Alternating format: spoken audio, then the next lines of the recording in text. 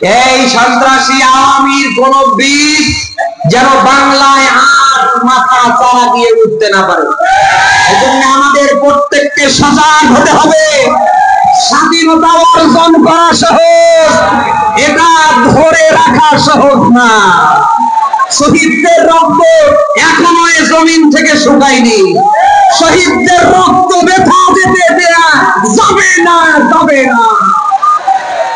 যারা খাও খাও করছেন একটু ধৈর্য ধরেন। এই ১.৫ দশকে ঘোড়ার ঘাস কেটেছেন না, কিছুই তো সারতে পারেননি। উন্মুক্ত ময়দান একটা উপহার দিয়েছে, এখন শুরু হয়েছে খাও খাও খাও খাও। একটু খাও খাও কম করেন, একটু অপেক্ষা করেন, দেশ সংস্কার করতে দেন। কারণ ওরা এখনো ইউনিয়ন থেকে সর্বোচ্চ জায়গায় এখনো ওরা খালি নির্বাচনের অপেক্ষায় আছে। নির্বাচন হয়ে গেলে ৩ মাস ওরা আপনাদের ক্ষমতায় থাকতে দেবে না। কথাটা বলে বুঝি কি করে? শুধু পাচ্ছে না যে নির্বাচন হচ্ছে না, নির্বাচন হয়ে গেলে একটাও থাকবে না, সব বের হয়ে যাবে।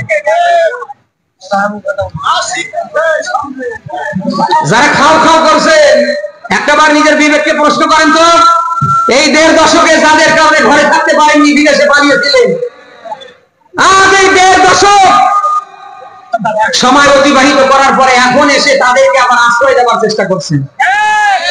আপনি কি মানুষ? এই কথাগুলো জাতিকে শোনাতে হবে ভাই।